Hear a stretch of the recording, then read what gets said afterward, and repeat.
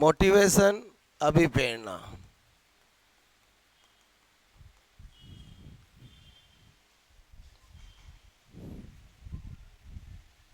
Okay, हम पढ़ रहे थे अभिप्रेरणा के सिद्धांत।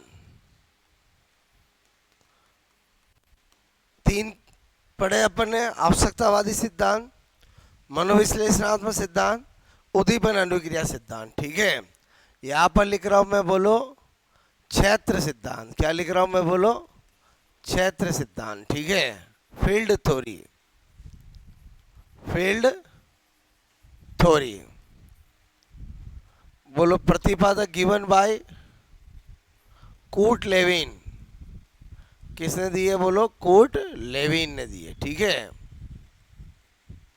ओके, किसने दी है, कूट लेविन।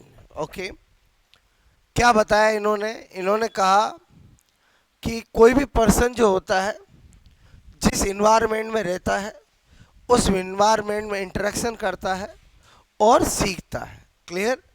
कोई भी पर्सन जिस इन्वायरमेंट में रहता है, उस इन्वायरमेंट से इंटरेक्शन करता और सीखता है। तो इसी को उन्होंने क्षेत्र सिद्धांत कहा।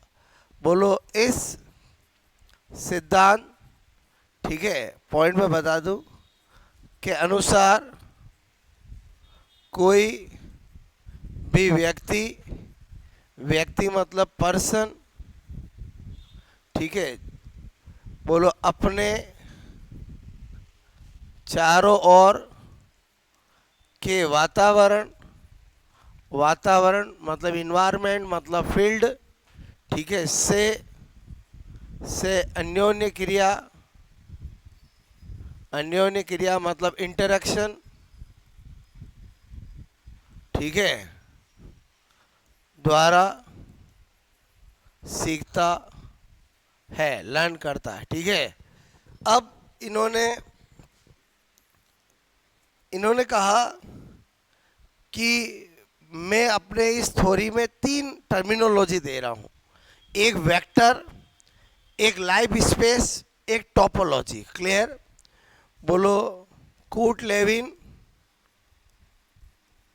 ने निम्न 3 शब्दावली, ठीक है, शब्दावली मतलब टर्मिनोलॉजी, ठीक है, दी है। बोलो क्या दी है? नंबर 1 पहला दिया है वेक्टर। ओके, क्या मतलब होता भी बताऊंगा। नंबर 2 दिया है जीवन दायरा, जीवन दायरा, लाइफ स्पेस, और नंबर 3 तल रूप यानी टोपोलॉजी। ठीक है, यहाँ पर भी बेटा है टोपोलॉजी लिखे। ठीक है, ये दिया तो अक्सर एग्जाम में आ जाता है कि जीवन दायरा, लाइफ स्पेस शब्द का प्रयोग किसने किया? कूट लेविन ने किया। वेक्टर का मतलब क्या होता है? ये वेक्टर वो फिजिक्स वाला वेक्टर नहीं है। क्लियर? तो सबसे पहले तो ये 3 नाम याद रखने हैं। तो उसकी ट्रिक क्या बता रहा हूँ, इधर देखो। हर साइकोलॉजिस्ट का मेरा कोड वर्ड होता है। कूट लेविन का मेरा कोड वर्ड है लव। बोलो क्या है? लव। मुझे जब भी कूट लेविन दिखता है तो क्या नाम आता है दिमाग में? लव आता है। क्लियर? तो मैंने कहा कि जब भी कोई इंसान, बोलो लव लाइफ में होता है, मतलब कॉलेज लाइफ में, तो उसको उस समय कुछ नहीं दिखाई देता है। समझ में आया? बोलो। उसको लगता है दुनिया बहुत अच्छी है, और जब बाद में पता चलता है कि यार बहुत सारी प्रॉब्लम्स भी आती है। क्लियर? तो यहाँ पर क्या लिख रहा हूँ? वेरी टॉप, ठीक है, लव लाइफ। ठीक है, क्या ट्रिक लिखी? बोलो वेरी टॉप लव लाइफ। ठीक है, अच्छा, वेरी से क्या निकल जाएगा? पहला वेक्टर। ओके, टॉप से क्या निकलेगा? बोलो टोपोलॉजी, टर्मिनोलॉजी है। और लाइफ से क्या निकलेगा? बोलो लाइफ स्पेस, जीवन दायरा। और ये सब बताने वाला कौन? लव का मतलब क्या? कूट लेविन। बोलो मेरी बात समझ में आए कि नहीं आए? बोलो very top love life. Clear? तो इसमें टर्मिनोलॉजी आ गई। अब इनका मतलब क्या है समझो। नंबर 3, एक्चुअली क्या कहना चाह रहा है कूट लेविन? कूट लेविन कहता है ये एक पर्सन है, ठीक है, ये क्या है? एक पर्सन है। हर पर्सन के अंदर कुछ एबिलिटीज होती है, ये उस पर्सन की एबिलिटीज है, ठीक है। अच्छे से समझना क्या कहना चाह रहा था। हर पर्सन का कोई ना कोई गोल होता है जिसको वो प्राप्त करना चाहता है, और ये उसका जीवन दायरा होता है जिसके अंदर वो गोल आता है। गोल मतलब समझ गए, कोई ना कोई टारगेट। वापस सुना, ये कोई पर्सन है, हर पर्सन के अंदर क्या होती है बोलो? कुछ एबिलिटीज होती है। एबिलिटीज मतलब समझ में आए? योग्यता है, जिसके आधार पर वो अपना क्या करता है? गोल डिसाइड करता है। मुझे आरएस ऑफिसर बनना है, मुझे डॉक्टर बनना है, मुझे बोलो लेक्चरर बनना है, मुझे टीचर बनना है। मतलब समझ में आया बोलो? कोई भी पर्सन होता है उसमें कुछ एबिलिटीज़ होती है, और उस एबिलिटीज़ के आधार पर वो अपना कोई गोल डिसाइड करता है। क्लियर? और ये उसका जीवन दायरा है। अब जब ये पर्सन इस गोल को प्राप्त करना चाहता है तो कुछ पॉजिटिव पावर्स होती है जो गोल की तरफ ले जाती है, और कुछ नेगेटिव पावर्स होती है जो उसको जाने से रोकती है। क्लियर?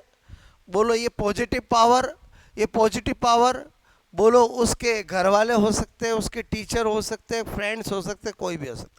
ये नेगेटिव पावर भी उसके घर वाले हो सकते हैं, फ्रेंड हो सकते हैं, बोलो उसका खुद का आलस हो सकता है, कुछ भी हो सकता है। और समझे नहीं समझे बोलो? पर्सन टू पर्सन वेरी करता है। बोलो बात समझना। तो ये जो मैंने बताया ये क्या है बोलो? मैंने कहा आकर्षण शक्तियाँ, ठीक है। बोलो आकर्षण शक्तियाँ मतलब क्या बोलूँगा? बोलो इंग्लिश में पॉजिटिव पावर, ठीक है। और ये क्या है बोलो? विकर्षण शक्तियाँ, ठीक है। विकर्षण शक्तियों का मतलब क्या हुआ बोलो? नेगेटिव बोलो पावर, ठीक है। तो ये जो पॉजिटिव और नेगेटिव पावर ये सबकी लाइफ में होती है। ऐसा कोई पर्सन है ही नहीं जो किसी गोल को प्राप्त करना चाहे और उसके बीच में बैरियर नहीं आते हो। और बोलो बैरियर का मतलब समझ गए ना बोलो? कि आपका आलस आपका बैरियर हो सकता है, आप जहाँ रहते हो वहाँ का वातावरण आपका बैरियर हो सकता है। बोलो कोई फ्रेंड है जो आपको पढ़ने ही नहीं दे रहा है, बोलो वो बैरियर हो सकता है। और पॉजिटिव पावर भी सबकी लाइफ में होती है। बोलो कोई फ्रेंड है जो आपको हमेशा कहता है नहीं तुझे बोलो गोल प्राप्त करना है, टीचर हो सकते हैं, कोई भी हो सकता है। तो ये सबके लाइफ में होते हैं। तो ये जो पॉजिटिव और नेगेटिव पावर्स है इनको इसने बोलो कूट लेविन ने क्या कहा है बोलो? वेक्टर कहा है। समझ में आया बोलो? तो एक बार साइकोलॉजी में क्वेश्चन आया कि बोलो कूट लेविन ने अपने सिद्धांत में आकर्षण और विकर्षण शक्तियाँ को किस शब्दावली से प्रेजेंट किया है, किस टर्मिनोलॉजी से बताया है? तो आंसर क्या होगा बोलो? वेक्टर। आई थिंक वेक्टर सब समझ में आया बोलो? पॉजिटिव एंड नेगेटिव पावर्स, ठीक है। पॉजिटिव मतलब जो गोल की तरफ ले जाती है, नेगेटिव जो गोल्स की तरफ जाने से रोकती है। बोलो आई थिंक समझ में आ रहा बोलो? और ये कौन है? पर्सन है, और ये उसका गोल है, और ये पूरा क्या है बोलो? लाइफ स्पेस है, ठीक है। लाइफ स्पेस मतलब जिसके वो वातावरण, ये लाइफ स्पेस का मतलब क्या हो गया? वो सराउंडिंग वातावरण जिसके अंदर वो गोल प्राप्त करता है और इंटरेक्शंस करता है। बोलो इंटरेक्शंस पॉजिटिव पावर के साथ करेगा, इंटरेक्शन नेगेटिव पावर के साथ करेगा। तो जिस स्पेस के अंदर बोलो अपने लाइफ के जिस स्पेस के अंदर वो सारी क्रियाएं करता है वो क्या कहलाता है? Life space. बोलो बात समझ में आए? तो आपसे मैं कहूँ फिर टोपोलॉजी क्या हुआ? फिर टोपोलॉजी क्या हुआ समझो। ये पर्सन जब ये पॉजिटिव नेगेटिव पावर को फेस करते हुए गोल की तरफ पहुंचता है तो आपसे मैं कह रहा हूँ उसके अंदर कुछ चेंजेज आते हैं, कुछ आकृति जनित चेंजेज आते हैं। बोलो आपसे मैं कह रहा हूँ एक व्यक्ति जब भी कोई तैयारी करता है या किसी गोल को प्राप्त करता है तो एंड ऑफ रिजल्ट वो कुछ ना कुछ अपने माइंड के अंदर बोलो एक्सपीरियंस से कुछ ना कुछ तो सीखता है, कुछ तो उसके माइंड में पिक्चर बनती ही बनती है, चाहे वो किसी गोल को लेकर हो, चाहे वो किसी सब्जेक्ट को लेकर हो। और वो जो आकृति जन्य बोलो आकृतियाँ बनती है माइंड में, उसी को टोपोलॉजी का है। एक्चुअली टोपोलॉजी मैथ्स का वर्ड है, जिसका मतलब होता है आकृतियाँ बनना। क्या होता है बोलो? आकृतियाँ बनना। और यहाँ इमेजिंग इमेजिंग जो पिक्चर्स बनने का मतलब समझ में आया कि जब भी कोई इंसान किसी गोल को प्राप्त करने के लिए बोलो एफर्ट्स लगाता है, पॉजिटिव पावर का हेल्प लेता है, नेगेटिव पावर के विरुद्ध कार्य करता है, तो वो कुछ ना कुछ उसके माइंड में जो इमेजिंग फीचर्स बनती है, उसको टोपोलॉजी कहा गया है। क्लियर? तो आई थिंक आपको ये लाइफ स्पेस वर्ड समझ में आया। वेक्टर तो समझ में आ गया बोलो, पॉजिटिव नेगेटिव पावर। और टोपोलॉजी मैं यहाँ पर लिख देता हूँ। टोपोलॉजी का मतलब क्या हुआ कि व्यक्ति व्यक्ति जब, ठीक है, जब गोल जब जब गोल तक तक पहुंचता है, ठीक है, तो पहुंचता है तो उसके माइंड में जो जो आकृतिजन्य आकृतिजन्य परिवर्तन, ठीक है, परिवर्तन आते हैं। आकृतिजन्य परिवर्तन का मतलब समझ गए बोलो, कि माइंड के अंदर जो कॉन्सेप्चुअल चेंजेस आता है, जो इमेजिंग होती है, ओके, बोलो आते हैं, उसे बोलो क्या कहते हैं? टोपोलॉजी कहते हैं। ठीक है, अच्छा। और वेक्टर आई थिंक यहाँ से समझ में आ गया कि लिखो बोलो। वेक्टर समझ गए बोलो? वेक्टर का मतलब बोलो पॉजिटिव और नेगेटिव पावर। क्लियर? व्यक्ति जब गोल की ओर पहुंचता है तो, और पॉजिटिव और नेगेटिव पावर को क्या बोला? वेक्टर। पॉजिटिव पावर आकर्षण शक्तियों का मतलब समझ में है, जो व्यक्ति को गोल की तरफ धकेलेगी।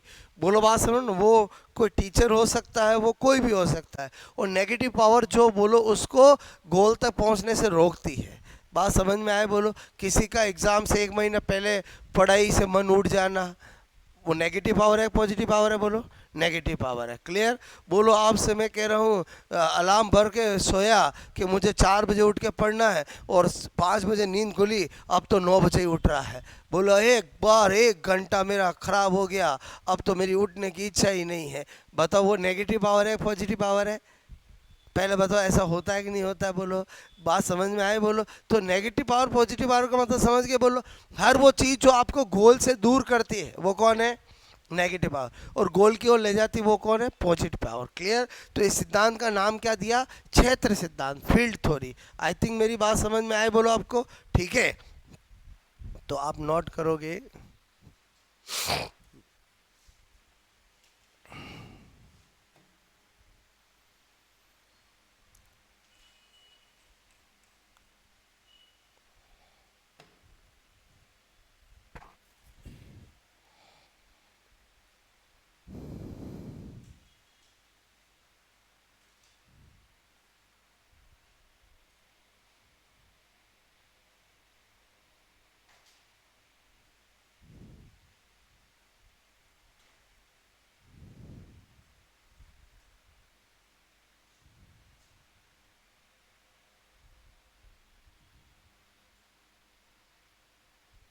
समझ में आ रहा है बोलो आपको? देखो अब आपको ये पहली बात समझ में आएगी कि इस अकॉर्डिंग टू दिस प्रिंसिपल कोई भी पर्सन अपने सराउंडिंग फील्ड में इंटरेक्शन करके लर्निंग करता है। ठीक है, आया समझ? बोलो।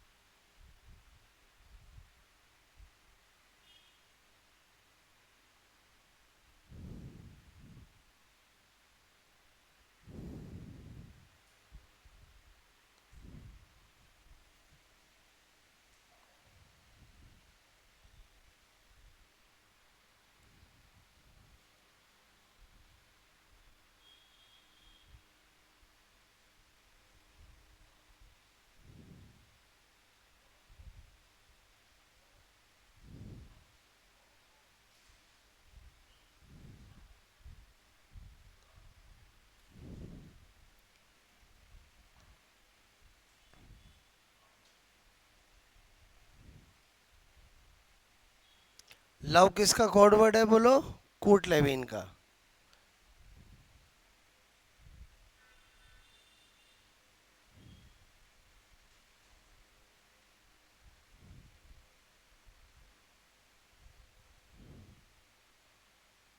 ओके, देखो एग्जाम में तो यही आता है, ये टर्मिनोलॉजी किसने दी है? कूट लेविन ने दी है, ठीक है।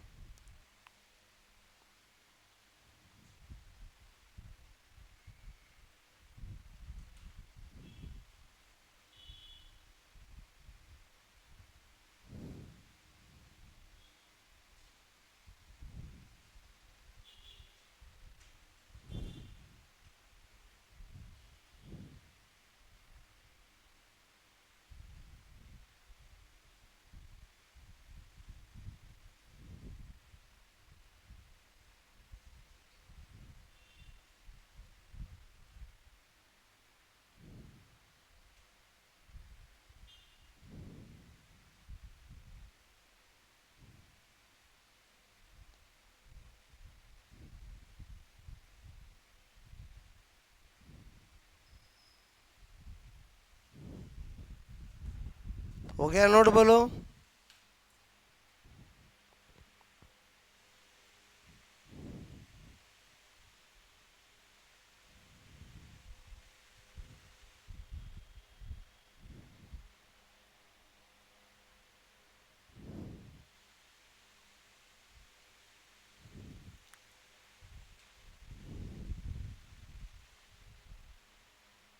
ठीक है, हटा दूं?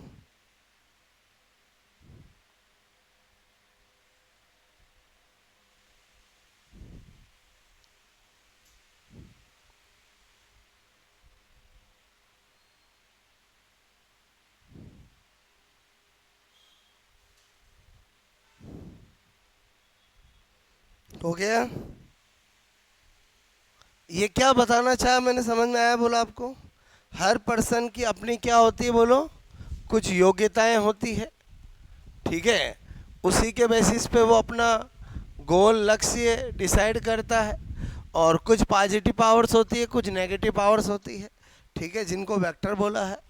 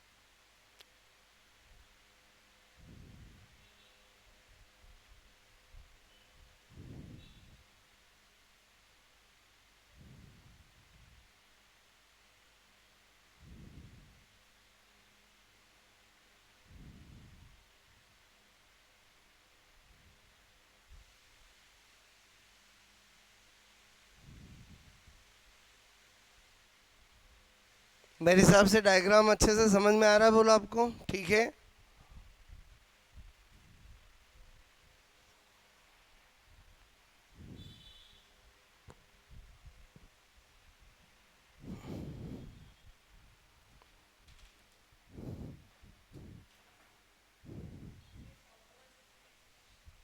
टोपोलॉजी की डेफिनेशन है कि जब भी कोई पर्सन गोल के पास रीचेबिलिटी करता है, गोल के पास रीचेबिलिटी करता है, तो उसके माइंड के अंदर कुछ इमेजिंग सेप्स बनती है, कुछ आइडियाज़ आते हैं, उन्हीं को टोपोलॉजी बोला है। Clear? Topology is a math terminology. Clear?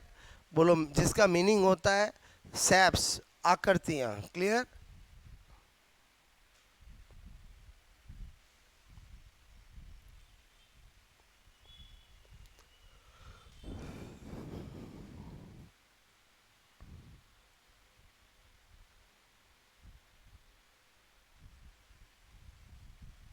आकृतिजन्य परिवर्तन का मतलब समझ गए? इमेजिनरी हाँ, इमेजिनरी चेंजेज, ठीक है।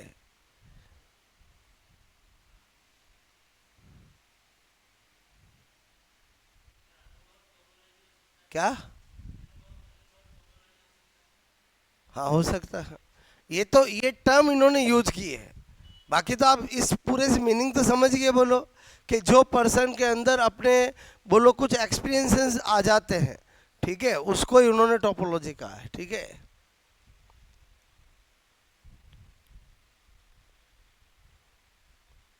आप खुद सोचो कि जब आप 2-3 महीने किसी सब्जेक्ट को पढ़ लेते हो, तो आप जब सब्जेक्ट को पढ़ लेते हो तो आपके अंदर उस सब्जेक्ट को लेकर सोचने का कुछ चेंजेस आता कि नहीं आता? बोलो।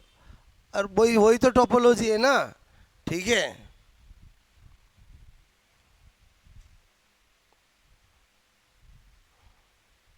हो गया? बोलो। ओके। तो मेन चीज़ ये टर्मिनोलॉजी किसने दी है? कूट लेविन ने। वो मैंने ट्रिक बताई दी आपको, ठीक है। हटा दूँ मैं? बोलो ये।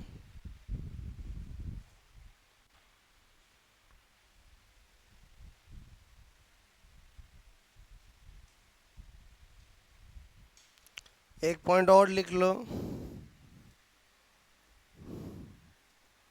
कूट लेविन ने एक सूत्र, फॉर्मूला, ठीक है, बी दिया। और क्या दिया? B is equal to F P into E. B का मतलब बिहेवियर, एफ का मतलब फील्ड, पी का मतलब पर्सन, ई का मतलब इन्वायरमेंट, ठीक है। यहाँ पर बी का मतलब तो क्या है? व्यवहार। व्यवहार मतलब समझ के बोलो, बिहेवियर। एफ का मतलब क्या है? क्षेत्र। क्षेत्र का मतलब समझ के बोलो, फील्ड। पी का मतलब क्या है? व्यक्ति। व्यक्ति का मतलब क्या है? बोलो, पर्सन। और ई का मतलब वातावरण। वातावरण का मतलब इन्वायरमेंट, ठीक है। ये फॉर्मूला भी किसका है? कूट लेविन का है। क्षेत्र सिद्धांत में दिया। आप सोचो, यही तो बात मैंने आपको बताई है कि कोई भी पर्सन बोलो अपने जिस इन्वायरमेंट में रहता है उसके साथ इंटरेक्शन करता है, बोलो उसी से उसका बिहेवियर बोलो निखर के आता है, ठीक है। और ऐप का मतलब फील्ड है।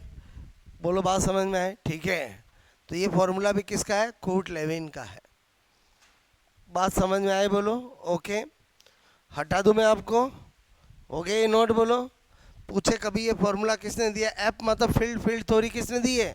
कूट लेविन ने, ठीक है। नंबर बोलो मैंने कहा 5, ठीक है। मूल प्रवृत्ति सिद्धांत, ठीक है। ट्राइब थ्योरी, प्रतिपादक कौन है? मैकडूंगल। मैं पहले ही बता चुका हूँ आपको, मैकडूंगल, ठीक है। और मैकडूंगल ने कहा, क्या कहा कि हमारे अंदर बहुत सारी जन्मजात मूल प्रवृत्तियाँ होती है जिसके अनुसार हम कार्य करने के लिए प्रेरित होते हैं। प्रत्येक व्यक्ति में कुछ जन्मजात मूल प्रवृत्तियाँ होती है जिसके कारण व्यक्ति कार्य करने के लिए प्रेरित होता है। मेन चीज़ क्या? मैकडूंगल ने, ठीक है, अपने सिद्धांत में 14 संवेग, ठीक है, के अनुसार 14 मूल प्रवृत्तियाँ, ठीक है, बताई है।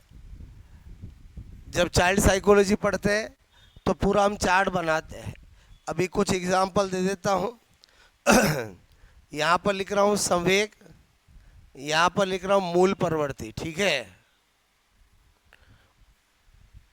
मूल प्रवृत्ति का मतलब टेंडेंसी भी समझ सकते हो। जब भी आपके अंदर संवेग आएगा भय का, तो आपकी मूल प्रवृत्ति क्या होगी? पलायन की होगी, भागने की होगी। समझना। फोन आया, मैं तुझे मारना आ रहा हूँ, कहाँ है तू? बताओ, वहीं खड़े रहोगे, भाग जाओगे? बोलो। चलो दूसरा एग्जाम्पल, आप आराम से चल रहे, पता चला पीछे कुत्ता पड़ गया। बोलो, अंदर संवेग, अंदर किसका आया संवेग? अरे डर भय का आया ना, तो आपकी मूल प्रवृत्ति टेंडेंसी क्या होगी उस समय? पलायन, छू मंतर। क्लियर? रन की होगी, वहां से भागने की होगी। अच्छा, आपके मूल संवेग आया भूख का, बोलो मूल प्रवृत्ति टेंडेंसी क्या होगी? भोजन। और समझे? समझे? जब अंदर संवेग आएगा भूख का, तो आपकी टेंडेंसी किसको खोजने की होगी और किसको प्राप्त करने की होगी? भोजन। समझ में आया? बोलो आपको। ऐसे करके 14 ये और 14 ये बताए हैं। क्लियर? जब हम चाइल्ड साइकोलॉजी, बाल मनोविज्ञान पढ़ते हैं, तो उसमें हम पूरा चार्ट बनाते हैं। अभी तो खाली मैं आपको सिद्धांत पॉइंट्स पे एक दो एग्जाम्पल बता दिए, और कभी पढ़े होंगे ना। बोलो, बात समझ में आए? तो ये जो मैंने आपको बताया किसका था? बोलो, मैकडोंगल का। ठीक है, एक और देख लो, फिर नोट करना। मैंने कहा चालक सिद्धांत। ठीक है, चालक सिद्धांत या परनोद न्यूनता सिद्धांत। ठीक है, मैं पहले भी बता चुका हूँ, प्रणोदन हो, चालक हो, मतलब एक ही होता है, ड्राइव थ्योरी। और इंग्लिश में क्या होता है? Drive theory. ठीक है। प्रतिपादक कौन है? कूट। आपका प्रतिपादक इसका क्लार्क हल। कौन है? बोलो, क्लार्क हल। ठीक है, क्लार्क हल ने सिद्धांत दिया और प्रयोग किया था चूहे पर। बोलो, किस पे किया था? चूहे पर। क्लियर? और बोलो, क्लार्क हल कहता है कि किसी भी कार्य के लिए, बोलो, जब शरीर में चालक ड्राइव उत्पन्न होता है, तो वो काम करने के लिए व्यक्ति प्रेरित होता है। जब इंसान को भूख लगेगी, बोलो, भूख चालक उत्पन्न होगा तो भोजन को तलाशने की कोशिश करेगा, और भूख चालक उत्पन्न नहीं होगा तो नहीं करेगा। प्यास लगेगी तो वो पानी प्राप्त करने की, बोलो, इच्छा करेगा। क्लियर? थकान होगी तो रेस्ट करने की कोशिश करेगा। जैसा अंदर बॉडी में क्या उत्पन्न होगा? चालक उत्पन्न होगा, वैसा ही कार्य करेगा। तो चूहे पर प्रयोग किया, क्या किया था? ये एक भूल भुलैया ली। क्या ली? बोलो, भूल भुलैया। ठीक है, बात समझ में? इसमें ये चूहे को छोड़ दिया। ठीक है, ये कौन है? बोलो, चूहा। ओके, यहाँ पर भोजन रखा, यहाँ पर पानी रखा। समझना। चूहे को छोड़ा तो क्या देखते हैं? चूहे, बोलो, पहले तो इधर उधर से घूम रहा है, सो रहा है। जैसे चूहे को भूख लगी, ऐसा करता हुआ कहाँ पहुँच गया? इस भूल भुलैया में से रास्ता ढूंढ के भोजन के पास पहुँच गया। और भूल भुलैया का मतलब समझ में आया? बोलो, जिसमें, अरे बोलो, मैं क्या बता रहा हूँ, आप समझ गए ना? बोलो, भूल भुलैया। कभी ये जाएगा यूँ, अरे रास्ता बंद है, वापस आएगा, ऐसे। क्लियर? तो बोलो, इधर पानी भी रखा हुआ था, भोजन के पास कब पहुंचा? जब उसके अंदर कौन सा चालक आया? भूख का। ओके, और पानी के पास कब पहुंचा? प्यास का। समझ में आया? बोलो। तो कोई भी क्रिया व्यक्ति जब करता है, वो किसका कोडिंग करता है? चालक का कोडिंग करता है। इसको ड्राइव थ्योरी बोला। क्लियर? तो यहाँ पर क्लार्क हल हल के अनुसार अनुसार अनुसार व्यक्ति, ठीक है, का व्यवहार, व्यवहार आपसे मैं कह रहा हूँ, ठीक है, शरीर में उत्पन्न, ठीक है, चालक के अनुसार होता है। ठीक है, जब भी चालक कोई उत्पन्न होता है, उसके अकॉर्डिंग उसका व्यवहार होता है। इसी बेसिस पर इन्होंने एक फॉर्मूला दिया, क्लार्क हल का सूत्र, फॉर्मूला दिया। और फॉर्मूला क्या दिया? B = ठीक है, H × D। ये फॉर्मूला किसका है? बोलो, ये फॉर्मूला किसका है? H × D। ठीक है, B का मतलब तो वही बोलो क्या हो गया, बोलो बिहेवियर, एच का मतलब हैबिट और डी का मतलब ड्राइव। ठीक है, बोलो बात समझ में। आदत, ठीक है, चालक और व्यवहार। बात समझ में आए बोलो। एक बार चालक उत्पन्न हुआ भूख का, भोजन यहाँ से मिला, बताओ फिर उसकी हैबिट में आ जाएगा, जब भी भूख लगेगी तो वो वहीं पहुंच जाएगा। और ऐसा होता है कि नहीं होता, बोलो क्लियर। एक बार प्यास लगी, भूल भुलैया में से यहाँ पहुंच गया, बोलो फिर प्यास लगेगी तो बोलो वो अपने, बोलो हैबिट, बोलो प्यास की होगी तो वो अपने ड्राइव के पास चालक उत्पन्न होगा तो पहुंच जाएगा। इस बेसिस पे इन्होंने फॉर्मूला दिया B is equal to H into D. देखो अभी मैंने आपको क्लार्क, बोलो अभी एक फॉर्मूला और बताया था, ये भी बिहेवियर का फॉर्मूला, लेकिन ये किसने दिया है, ये किसने दिया है, कूट लेविन ने। ध्यान रखना, बोलो अलग अलग फॉर्मूले हैं। और ये किसने दिया है, बोलो किसने दिया है, क्लार्क हल ने दिया। ठीक है, तो ये मैंने आपको बताई, बात नोट करोगे।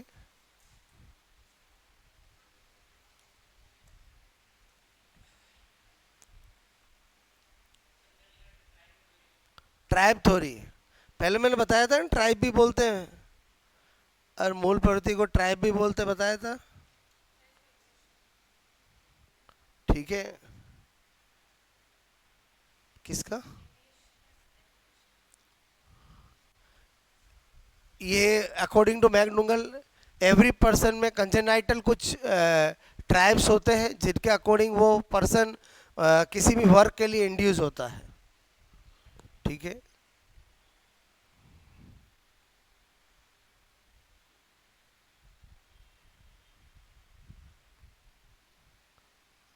इन every person some congenital tribes, ठीक है, प्रेजेंट।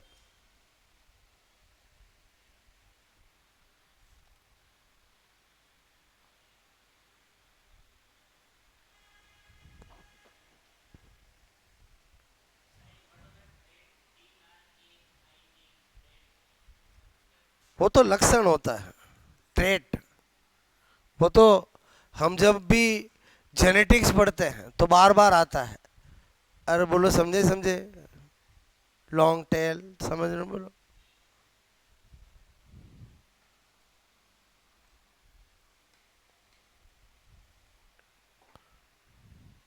14, ठीक है, बोलो इमोशंस के अकॉर्डिंग 14 ट्राइब या टेंडेंसी बताई है।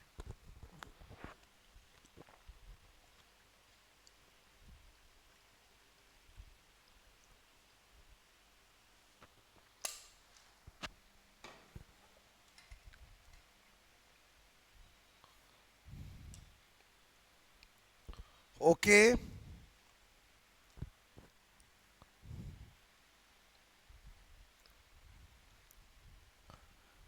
बात समझ में। इनमें सबसे इम्पोर्टेंट था आवश्यकतावादी सिद्धांत, क्योंकि वो नया था। मैं आपको फिर बता दूं, ये सारे के सारे सिद्धांत हम बहुत डिटेल से हम लर्निंग टॉपिक में पढ़ते हैं, बिकॉज ये सिद्धांत ही लर्निंग के हैं। बोलो बात समझ में आए, बोलो। ये तो मैं आपको शॉर्ट में वापस यहाँ बता रहा हूँ, बाकी ये सिद्धांत प्रिंसिपल हम कहाँ पढ़ते हैं, लर्निंग टॉपिक में पढ़ते हैं। बात समझ ना, केवल एक ही प्रिंसिपल था जो नया था, वो था पहला, जो मैंने आपको मैस लॉ का बताया। बोलो बात आवश्यकतावादी सिद्धांत। बाकी ये सारे के सारे प्रिंसिपल किस टॉपिक में पढ़े जाते हैं डिटेल से, लर्निंग टॉपिक में। बात समझ रहे ना, ओके। तो ये, और ये 14, जब हम चाइल्ड साइकोलॉजी पढ़ते हैं तो अलग अलग डेवलपमेंट पढ़ते हैं, तो इमोशनल डेवलपमेंट पढ़ते हैं और संवेगात्मक विकास पढ़ते हैं। वहां पर पूरा चार्ट बनाता हूँ, 14 संवेग की 14 मूल प्रवृत्तियां। क्लियर, बात समझ ना, ओके। ये नोट करोगे।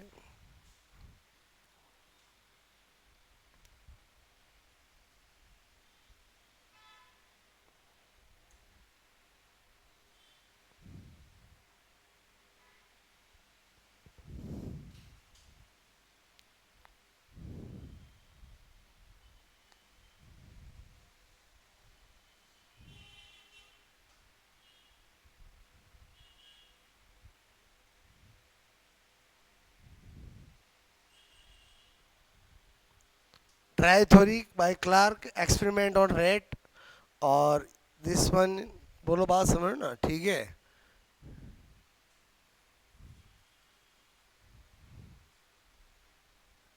ये भूल भुलैया मतलब समझते, जस्ट लाइक ए पजल। अरे समझ गए नहीं, बोलो ठीक है। अच्छा ये क्या थे बोलो, ये डी डी लिख दूं, मतलब सॉरी, डी तो उसके अंदर उत्पन्न होगा, ये भोजन, ये इसके लिए उद्दीपन का काम करेंगे, ठीक है।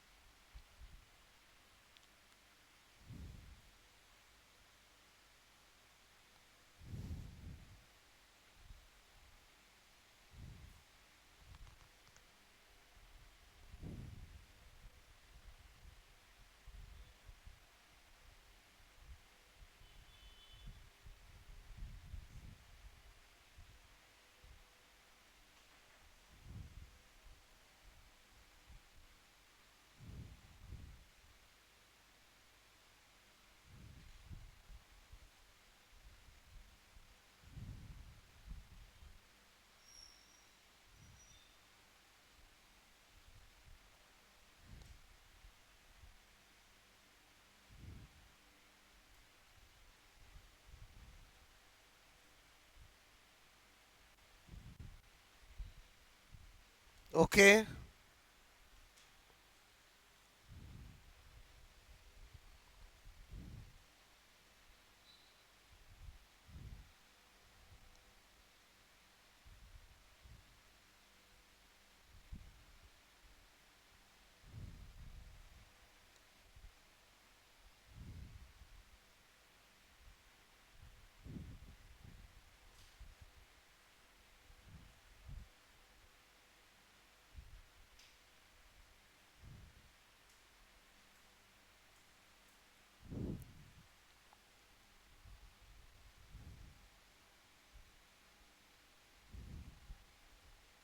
ओके।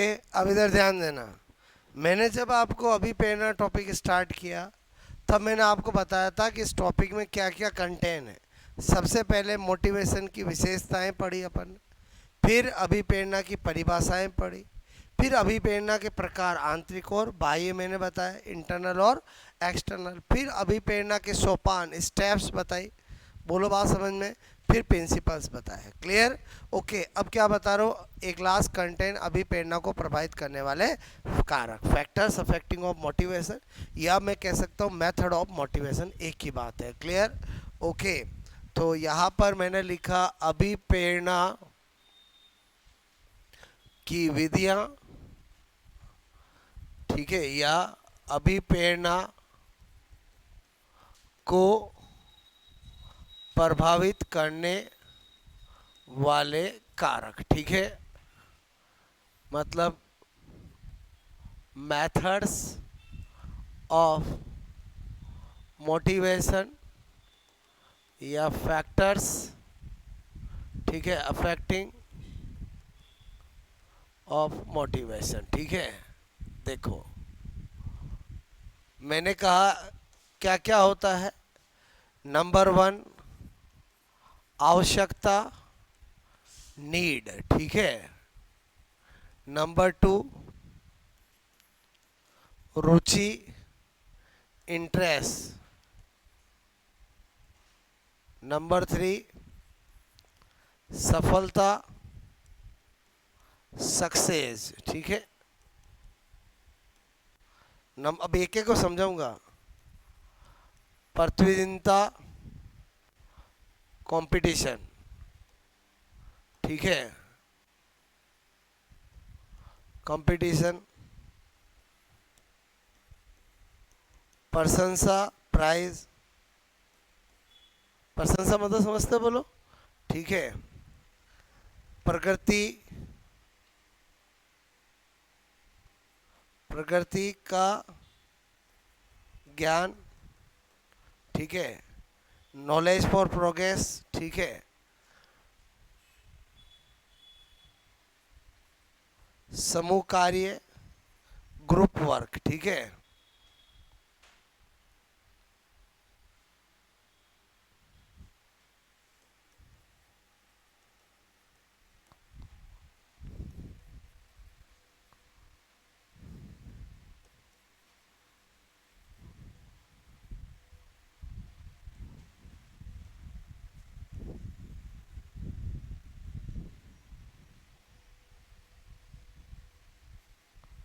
ओके, ये मेथड होता है। अब एक एक को समझो। देखो, यहाँ पर इन 7 फैक्टर होते हैं जिससे हम किसी को मोटिवेट कर सकते हैं। बोलो, यहाँ एजुकेशन साइकोलॉजी में पढ़ रहे हैं तो ये सब टीचर और स्टूडेंट के पॉइंट ऑफ से समझा रहा हूँ। सबसे पहले आवश्यकता, बात समझो। मतलब किसी भी बच्चे को कुछ सिखाना है या लर्न कराना है तो सबसे पहले उसको, उस जो आप लर्न कराना चाह रहे हो उसकी आवश्यकता को उसको फील कराओ कि ये अगर तुम लर्न करोगे तो तुम्हें वहाँ हेल्प मिलेगी। तो वो क्या होगा, मोटिवेट होगा। किसके लिए मोटिवेट होगा बोलो, उस चीज़ को गेन करने के लिए। नीड मतलब समझ में आया, आवश्यकता समझ में आया बोलो। जब भी आपको बचपन में बोलो काउंटिंग या टेबल्स सिखाई जाती थी तो आपको बताया जाता था, देखो बच्चों, बाद में जब आप कैलकुलेशन करोगे तो आपकी आसान हो जाएगी। तो आपको नीड बताई तो आपने क्या किया, उसको लर्न किया। बोलो, बात समझ में। तो इसका मतलब नीड, आवश्यकता अगर हम जनरेट करते हैं किसी भी सीखने वाले के अंदर तो बताओ वो मोटिवेट होगा कि नहीं होगा। बोलो, मतलब समझना, ये जो मैंने लिखे हैं उनका मीनिंग समझना। बोलो, नीड से इंसान मोटिवेट होता है कि नहीं होता। बोलो, तो इसका मतलब वो एक टीचर को हमेशा स्टूडेंट के अंदर किसको जनरेट करना चाहिए, नीड को जनरेट करना चाहिए, और समझे समझे आवश्यकता को जनरेट करना चाहिए। रुचि मतलब जिस चीज़ में अपनी रुचि होती है वो चीज़ हम ज़्यादा मोटिवेशनल तरीके से लर्न करते हैं। और बोलो, इंटरेस्ट मतलब समझ में आया। बोलो, मैं क्या बताना चाह रहा हूँ, जिस चीज़ में आपका इंटरेस्ट होता है या टीचर इंटरेस्ट डेवलप कर देता है उसको सीखते समय आप ज़्यादा मोटिवेट रहते हो। और बोलो, रहते कि नहीं रहते। बोलो, क्लियर। तो ये भी इंटरेस्ट भी अपने आप में मोटिवेट करने का एक मेथड है। बोलो, यह फैक्टर है। क्लियर। सफलता, सक्सेस, जब आपको सफलता मिलती है तो आप मोटिवेट होते हो। इसलिए आपको, जैसे मैं आपको क्यों बता रहा हूँ, जब आप स्कूलों में पढ़ाओगे तो एज ए टीचर आपकी सोच डेवलप होनी चाहिए कि आप किसी बच्चे को बोलो कुछ सिखाओ तो उसके बाद पहले सिंपल क्वेश्चन दो, वो करेगा तो उसको अंदर क्या आएगा, मोटिवेट होगा, और यार मैं तो कर सकता हूँ। समझे समझे। ऐसा नहीं कि पहले ही फर्स्ट एकदम टफ क्वेश्चन दे दिया कि कोई बच्चा नहीं कर पाए। बताओ, वो मोटिवेट होगा डिमोटिवेट होगा। बोलो, अरे डिमोटिवेट ही होगा।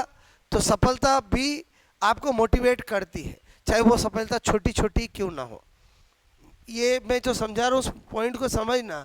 ऊपर टाइटल क्या लिखा हुआ बोलो, मेथड्स ऑफ मोटिवेशन या फैक्टर्स अफेक्टिंग ऑफ मोटिवेशन। मतलब एक टीचर एक स्टूडेंट को किस किस तरह से मोटिवेट कर सकता है।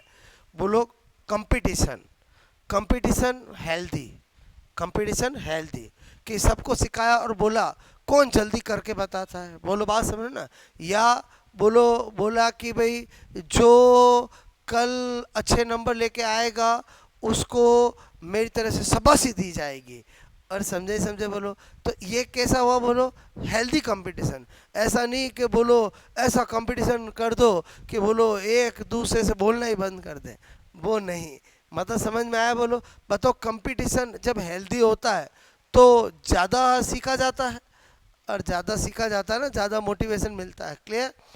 प्रशंसा मतलब बच्चे ने कोई छोटा सा भी आंसर दिया है तो भी आपको स्कूल के अंदर एज ए टीचर उसकी हमेशा क्या करनी चाहिए, प्रशंसा। ऐसा नहीं कि आप बोल दो ये तूने क्या बताया, ये तो गली का छोटा बच्चा ही बता देता, तूने कौन सा बड़ा पार तोड़ दिया।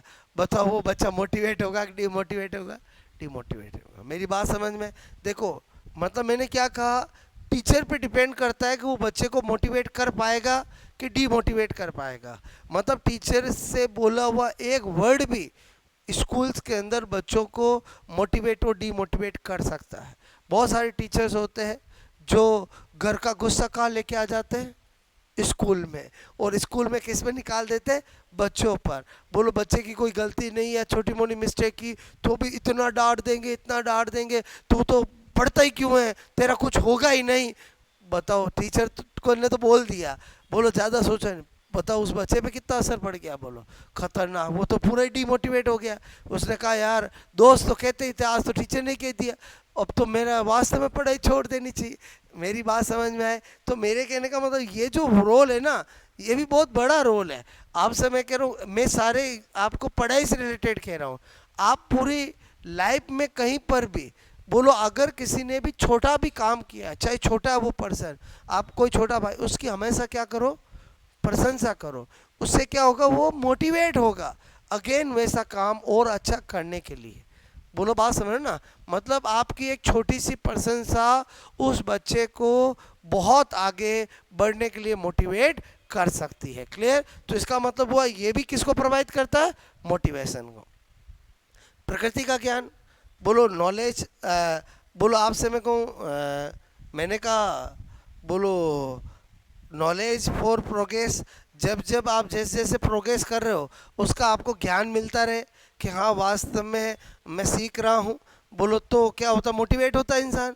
अरे ये समझ के बोलो, नॉलेज फॉर प्रोग्रेस का मतलब समझ में आया। अगर इसका स्टूडेंट को पता रहता रहे तो बोलो, जैसे सपोज वो बहुत सारे तरीके हो सकते हैं। आपको टॉपिक पढ़ाया, प्रैक्टिस शीट दी, आपने सोल्व की, तो आपको अपना प्रोग्रेस पता चलेगी कि यार पहले तो मुझे कुछ आ ही नहीं रहा था, एक क्वेश्चन नहीं हो रहा था, टॉपिक पढ़ के सीट मैंने सोल्व की तो हो गया। अरे बोलो समझे समझे बोलो, तो वो भी एक तरीका क्या है, मोटिवेशन का।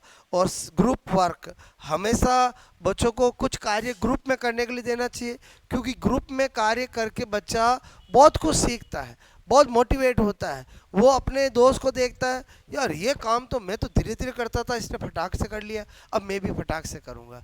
और समझे समझे बोलो, इसलिए कहा जाता है कि मतलब कभी न कभी इंसान को हमेशा ग्रुप में रहना चाहिए। क्लियर? बहुत सी बार ऐसे बच्चे होते हैं जो हमेशा सिंगल रहना पसंद करते हैं, बट उनको कॉलेज लाइफ में, हॉस्टल लाइफ में हमेशा शेयरिंग में रह कर के भी सीखना चाहिए कि वास्तव में हम अपने अलावा दूसरों से भी बहुत कुछ सीख सकते हैं। मैं क्या बताना चाह रहा हूँ, समझ में आया बोलो? क्या ज़िंदगी में कभी आपको शेयरिंग नहीं करना पड़ेगा? और करना ही पड़ेगा। शादी के बाद तो रूम शेयरिंग करना ही पड़ेगा। अब आपने पहले कभी रूम शेयर किया ही नहीं, फिर बाद में प्रॉब्लम ही आती है। मैं क्या बताना चाह रहा हूँ, समझ में आया बोलो? तो मेरे कहने का मतलब ये समूह कार्य का मतलब समझ में आया बोलो? बच्चों को ग्रुप में वर्क करने के लिए भी देना चाहिए, इंडिविजुअल भी देना चाहिए, कभी कभी ग्रुप में भी, चाहे वो SCW का कैंप हो, चाहे वो कुछ भी प्रोजेक्ट हो, तो उससे भी क्या होता है, बच्चा बहुत कुछ मोटिवेट होता है, दूसरों से सीखता है। तो अल्टीमेटली ये सारी बात समझ में। अब इनसे क्वेश्चन क्या आता है, वेरी सिंपल, कौन सा ऐसा कारक है जो मोटिवेशन को प्रोवाइड कर सकता है? बताओ, इनमें से हो तो आप वर्ड समझ के बोलो। अरे इनकी व्याख्या कराने से मतलब नहीं, एग्जाम ऑब्जेक्टिव है अपना। पहले बताओ ये वर्ड समझ में आया बोलो? ये सारे किसके मेथड है बोलो? मोटिवेशन के। इनको आपको किस पॉइंट ऑफ से देना है कि आप टीचर और बच्चों को स्कूल में पढ़ाओ तो आपको कम से कम ये गलतियां नहीं करनी चाहिए जो मैंने आपको दोनों तरह से बोल के बताई। अरे सही क्या और गलत क्या बताया ना मैंने आपको? बोलो बात समझ में आए? आपने आवश्यकता मतलब किसी बच्चे को पढ़ा रहे हो और पहले ही बोल देते हो, देख ये तो किताब में इसलिए पढ़ा रहा हूँ, तेरे किसी काम का नहीं है। बताओ बच्चा मोटिवेट होगा कि डिमोटिवेट होगा? बोलो डिमोटिवेट ही होगा। और समझे समझे वो। और आपको अगर पढ़ाना है तो पहले ही बच्चे को बोलो, देख बच्चा तू ये सीखेगा तो अगली क्लास में तेरे को बहुत अच्छा समझ में आएगा, तो बच्चा उसमें बोलो ध्यान देगा, मोटिवेट होगा। मतलब एक एक वर्ड को समझो मैं क्या कहना चाह रहा हूँ आपको। मतलब आपके द्वारा बोला गया एक एक शब्द बच्चे को मोटिवेट या डीमोटिवेट दोनों कर सकता है। बोलो बात समझ में है? ये जितने भी चीज़ें हैं इनमें मैंने आपको प्लस माइनस दोनों चीज़ें बताई कि अगर आप क्या बोलोगे तो बच्चा मोटिवेट होगा और क्या बोलोगे तो डीमोटिवेट होगा। बोलो बात समझ में? किसी भी चीज़ को सिखाओगे तो उसकी नीड जनरेट करोगे तो बच्चा मोटिवेट होगा, और नीड जनरेट नहीं करोगे तो डीमोटिवेट होगा। क्लियर? बोलो अगर बच्चे में किसी चीज़ को सिखाने में रुचि, इंटरेस्ट डेवलप करोगे तो बच्चा मोटिवेट होगा। अब वो रुचि आप किसी भी तरीके से बोलो, चाहे स्कूल में आपको लग रहा है यार बच्चे को मैं जब कोई बोलो ग्लोब लेके ला के सिखाता हूँ, बच्चों को मज़ा आता है। कोई इंस्ट्रूमेंट ला के सिखाता हूँ तो बच्चों को मज़ा आता है। डायग्राम बना के सिखाता हूँ तो बच्चों को मज़ा आता है। बोलो अलग अलग 4 कलर की चौक से सिखाता हूँ तो डायग्राम बच्चों को मज़ा आता है। कोई भी सहायक सामग्री का यूज करके अगर बच्चे में रुचि डेवलप कर सकते हो तो बच्चे मोटिवेट होंगे। समझे ही समझे, बोलो क्लियर। ओके। और सफलता मतलब समझ गए, बोलो सक्सेस। कि जब जब बच्चा छोटा मोट भी काम करता है तो उसको सफलता दिलाने की कोशिश करनी चाहिए। मतलब सफलता दिलाने की कोशिश का मतलब समझ में आया कि पहले बच्चे को दो ही ऐसा क्वेश्चन कि वो उसको कर पाए और वो एक बार अपने आप को सक्सेस फील करे, फिर धीरे धीरे तो वो टप भी कर लेगा। शुरुआत में भिड़ते ही आपने टप दे दिया कि कोई बच्चा नहीं करे, बोलो आपसे मैं कह रहा हूँ, तो फिर बच्चा क्या होगा, बोलो डिमोटिवेट हो जाएगा। सफलता का मतलब ये है कि एक टीचर बोलो बच्चे को मोटिवेट डिमोटिवेट दोनों कर सकता है। क्लियर। और कंपटीशन तो समझ गए, बोलो हेल्दी कंपटीशन से भी बच्चा मोटिवेट होता है। कंपटीशन हमेशा कैसा होना चाहिए, हेल्दी होना चाहिए। ऐसा नहीं कि एक दूसरे को देखना ही बंद कर दे, एक दूसरे से बात करना ही बंद कर दे। ऐसा जनरली लड़कियों में होता है स्कूल कॉलेज में, समझ में आया। ऐसी कंपटीशन नहीं होना चाहिए। कंपटीशन कैसा होना चाहिए, हेल्दी होना चाहिए। क्लियर। प्रशंसा तो समझ गए, बोलो बोलो प्रशंसा। मैंने कहा कि बच्चा कहे बोलो आपसे मैं को छोटा भी आपका छोटा भाई बहन, ये न केवल स्कूल में लागू होता है, हर जगह लागू होता है। समझ में आया, बोलो हर जगह। क्लियर। आपकी फ्रेंड आपको बोलो कुछ भी आपको हेल्प करती है, आप उसके हमेशा प्रशंसा करो तो क्या होगी, वो उस काम को करने के लिए क्या होगी, और मोटिवेट होगी। छोटा भाई है कोई भी है। क्लियर। और ये तो समझ के बोलो नॉलेज फॉर प्रोग्रेस मतलब प्रकृति का ज्ञान और ग्रुप वर्क। क्लियर, नोट कर लोगे ये।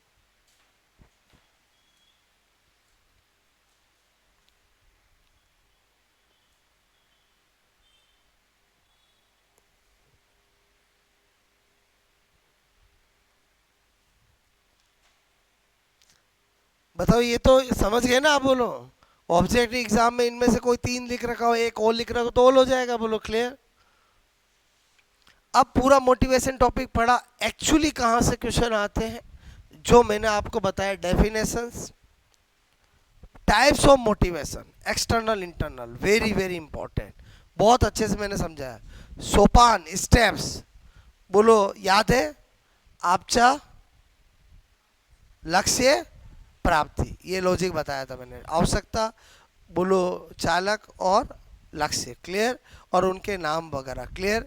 सिद्धांत तो कॉमन थे, कोई दिक्कत नहीं, क्योंकि ये तो साइकोलॉजी में लर्निंग टॉपिक में भी आते हैं।